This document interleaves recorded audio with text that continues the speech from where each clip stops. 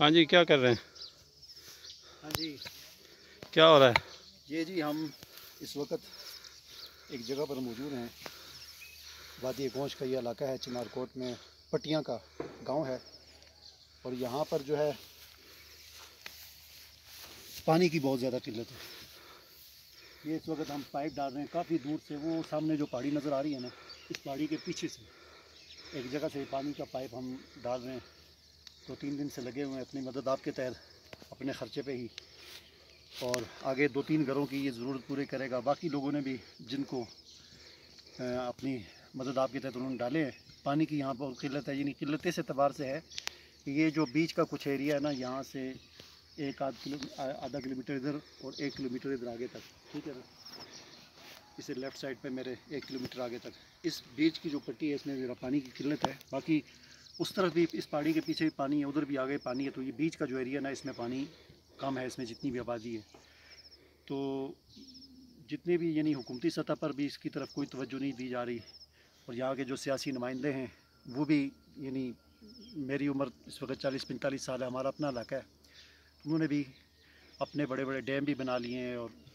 پیچھے اور سب کچھ کرتے ہیں اپنے کاروباری ضروریات کے لیے، لیکن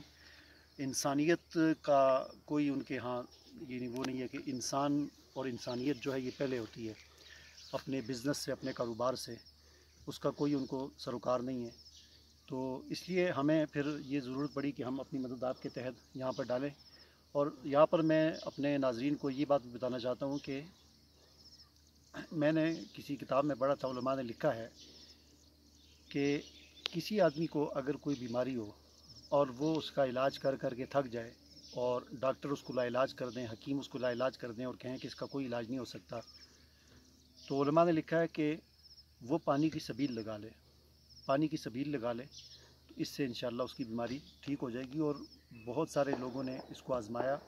اور ان کی لا علاج بیماریاں پانی کی سبیل لگانے کی وجہ سے ٹھیک ہوگی۔ پانی کی سبیل ایک تو شہروں میں لوگ لگاتے ہیں، وہ بھی ٹھیک ہے، مشین کولر لگا لی، ظاہر ہے ہر علاقے کی اپنی ایک خاص طرح کی ضرورت ہوتی ہے، شہروں میں اس طرح کی ضرورت ہوتی ہے۔ یہ ایک بہت بڑا علاقہ ہے، یہاں بہت بڑی آبادی ہے، غریب لوگ ہیں، پانی کی یہاں ضرورت ہے، تو اس طرح کی اگر کوئی آپ حضرات اس میں تعاون کریں اور یہاں کے لوگوں کے لیے اس طرح کی پانی جو ہے یہاں پر وافر مقدار میں پہنچا دیا جائے۔ پانی بہت ہے لیکن دور ہے، وہاں سے لانا، پائپ لائنیں، اور اس میں کافی خرچہ ہے۔ یا اگر یہاں پر بورنگ کرتے ہیں تو بورنگ میں یہ ہے کہ ذرا دور ہے، پانی پتھریلی زمین ہوتی ہے، بڑی مشین لا کر اس میں بورنگ کر دی جائے، جو 3-3.5 لاکھ تقریباً وہ جو گھومنے والی مشین ہوتی ہے، عام بورنگ نہیں، اس سے نہیں ہو سکتا، پہاڑی علاقہ ہے، وہ جو گھومنے والی جو ہوتی ہے بورنگ جو کرتی ہے، اس طرح کی مشین ہو تو اس یہاں پر جو ہے نا 5-6 لاکھ روپے میں بہترین قسم کی بورنگ ہو جائے گی، یہ بھی ہو سکتا ہے۔ دوسرا اسکیم یہ بھی ہو سکتی ہے کہ نیچے آگے ندی جا رہی ہے، تقریباً سیدھ میں 1-1.5 کلومیٹر نیچے جائیں تو ندی ہے، تو اس ندی سے بھی وہاں پر ٹیوب ویل بن جائے اور وہاں سے پائپ لائن لا کر یہاں وہ اوپر ٹینکی بن جائے اور پھر آگے ساری آبادی کو پائپ لائن کے ذریعے،